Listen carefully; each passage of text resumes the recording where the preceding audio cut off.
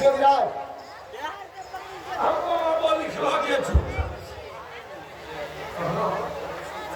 हाँ अभी भी स्टूडियो में हाथ की भिक्षा ले लो और यहाँ से कहीं दूसरे चले जाओ इसमें दरबार को चले जाओ जोगिराज क्यों अपना मोटर में जाओ कहाँ मैं तो तुम्हारे हाथ का भिक्षा कभी नहीं ले सकता क्या हाँ क्या इस हाथों से तुम्हारे गुरुदेव ने लिखा है जोगिराज बोलो बोलो ये हाथ से तुम्हें मना किया है ना तुम किसी के हाथों भिक्षा नहीं लेना मैं तुम्हारे हाथ का भिक्षा नहीं ले सकता हूँ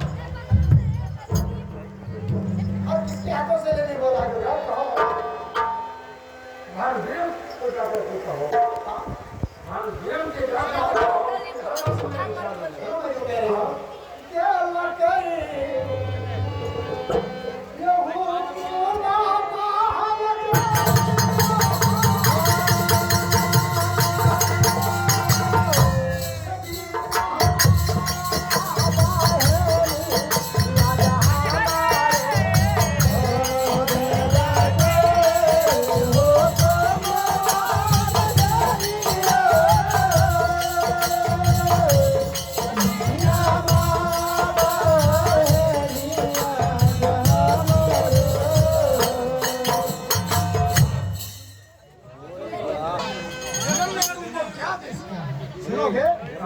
सुनो मैं जो कह रही हूँ विद्यालय कहीं हो के माता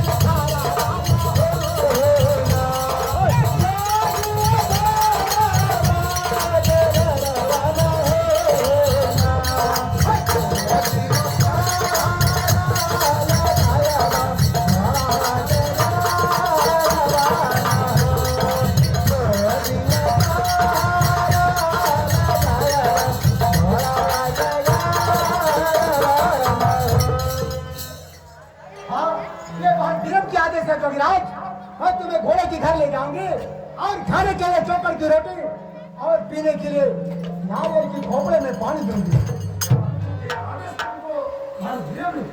हाँ हाँ ऐसा मत कहो ऐसा मत कहो हाँ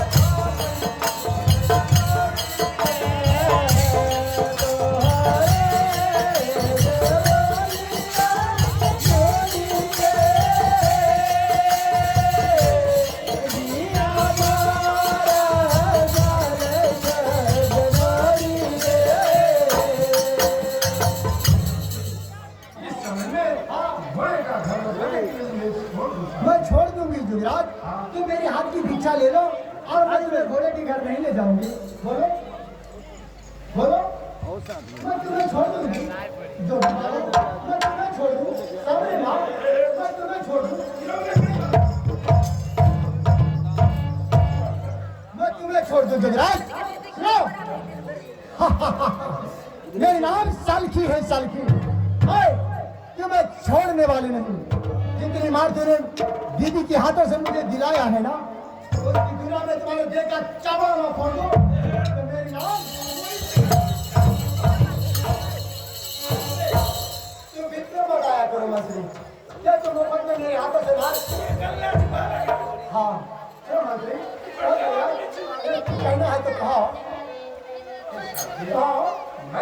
तुम्हारी कोई गलती नहीं। हाँ, तुमने मेरी कोई गलती नहीं किया।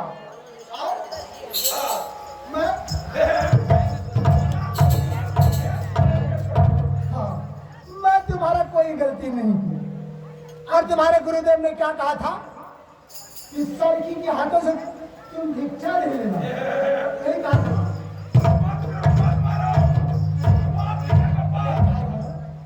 ये लड़की के हाथों से भिक्षा नहीं लेना। मंत्री, तुम खड़े खड़े क्या मेरे नाम के लिए आए हो? सुनाओ।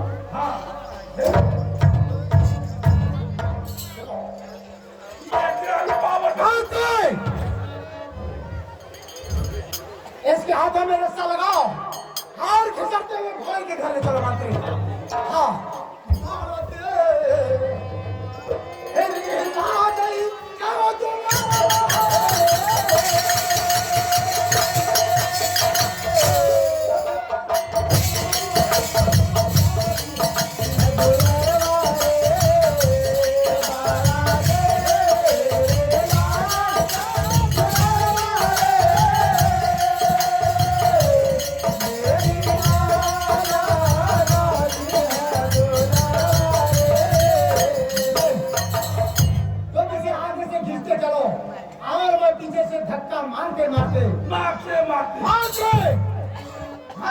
नहीं करो। तुम आगे से घिसते चलो, मैं पीछे चल रहा है। अरे रुक नहीं गया। मामा के लिए खराब यूज न करियो। इस समय में मुझे छोड़ दो साहब। मैं छोड़ दूं। मैं कोई अपराध नहीं। क्यों नहीं?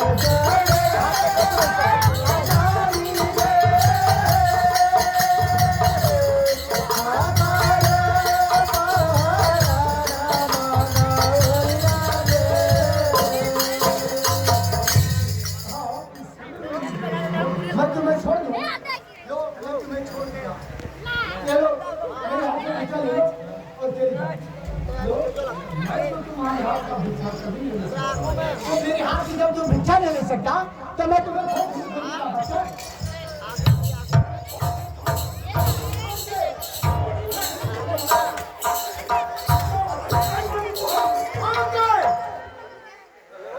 सब बीच में मत आया करो मंत्री। सुनो आराम से और घिसते उठे बोले तो हाँ ये फॉर्म मिल जाओ जवानी में मंत्री ये लो मौसम में चलो मंत्री चले या मैं चले या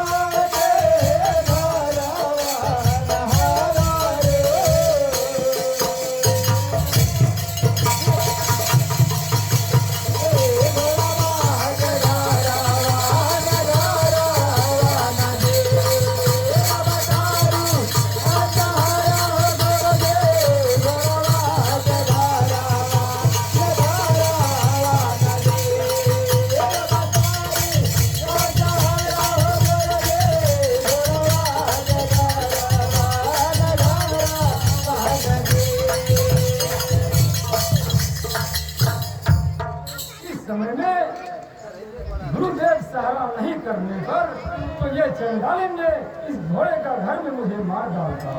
तो ठीक है, मेरा भी प्रतिज्ञा है कि जब तक मैं वीरम के हाथों से भिक्षा को नहीं प्राप्त करूंगा तब तक मैं उसका दरवाजा को खाली नहीं करूंगा।